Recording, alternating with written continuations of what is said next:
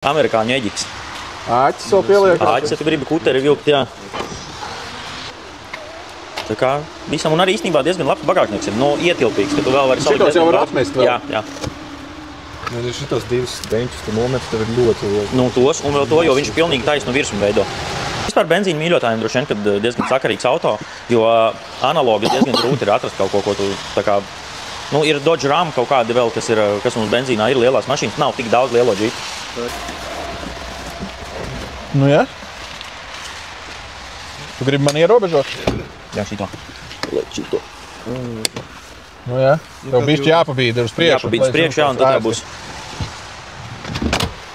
Nu tā, vēl var pabīdīt atpakaļ. Priekšā normāli arī var apstaisties. Vēl var bišķi pabīdīt atpakaļ.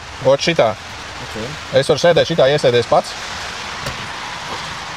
Piespiedu variantā atbraukt no kluba var līdz mājām. Nav piespiedu variants, te rekur 3 divmetrinieki viens aiz otru sēž brīvi. Droši vien, kad ja tu reāli atbrauks, droši vien, ka no Vācijas šādā pozīcijā, tad iespējams, ka tev ceļa nodoklis vairs nebūs jāmaksā, jo tev būs atteikuši kājas un tev jau būs kaut kāda grupa piešķirta.